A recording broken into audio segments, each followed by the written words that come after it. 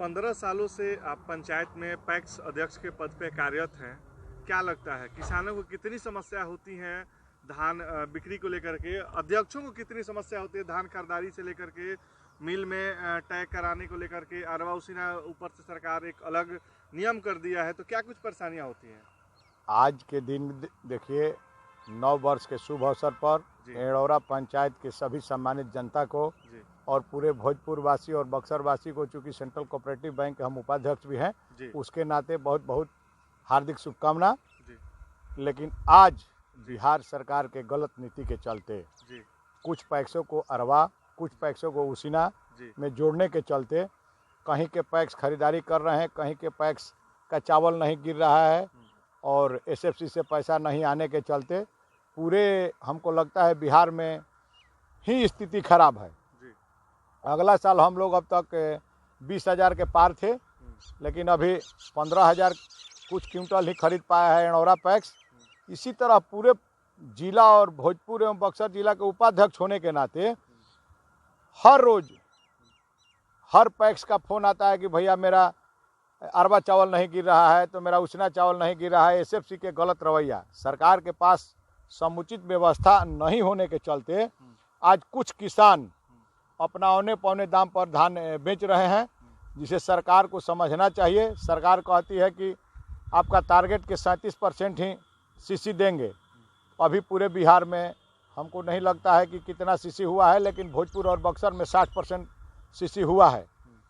तो सरकार 100% सीसी देने का उपाय करे, चूँकि चक्रवृद्धि चक्र चलाना है। तो चक्र क्या चलाएंगे? अरवा और उसीना के चलते चावल गिरने में बहुत समस्या है।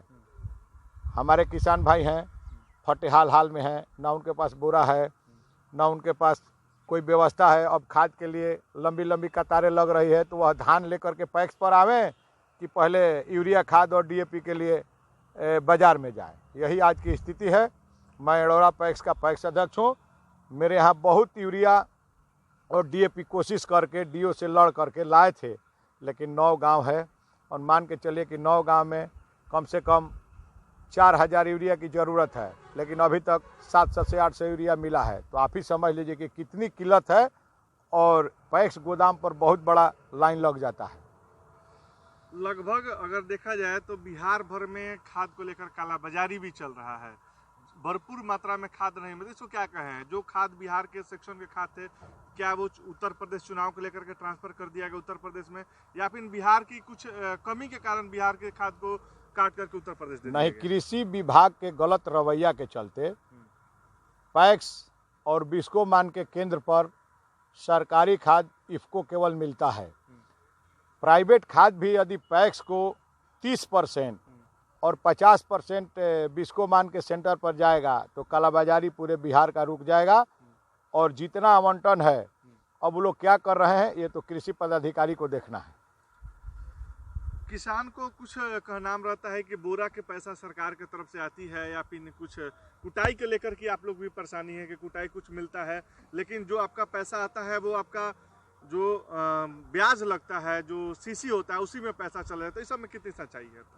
ऐसा है कि सरकार हम लोग को 9.5% पर सूद पर पैसा देता है जी, लेकिन उस पैसा को रोटेट करना है, लेकिन रोटेट नहीं होने के कारण सभी पैक्स को ज़्यादा पैसा लेना पड़ता है स्टेट कोऑपरेटिव बैंक पटना के द्वारा।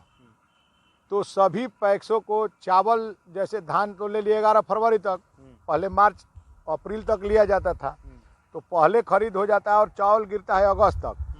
तो जो बीच का रेस्ट समय है उसमें सूद से ही पैक्स घाटा में चला जाता है। हमको तो लगता है कि अगला साल मेरा ही पैक्स घाटा में चला गया। तो इसी तरह जब एसएफसी के पास एक्स्ट्रा स्ट्रक्चर नहीं है जो चावल गिरा ले, यदि मार्च या अप्रैल तक पूरा चावल गिर जाता है तो पैक्स को घाटा नहीं लगेगा, लेकिन वह 1 लॉट या 2 लॉट का एक्सेप्टेंस देता है। इसके चलते अगस्त तक चावल गिरता है, तो सूद में सभी पैक्स घाटा में है। अभी तक पूरे पर साल का भी बोरा का पैसा अभी तक नहीं आया। प्रोत्साहन राशि के लिए भी माननीय मुख्यमंत्री जी ने घोषणा किया था, अभी तक नहीं आया। तो इस तरह 4 या 5 साल पहले का बोरा का पैसा अभी बिहार सरकार के पास पड़ा हुआ है। बिहार सरकार कान में रुई डाल करके है कि किसी तरह से पैक्स अध्यक्ष काम करा ही लेता है, तो क्या देना है।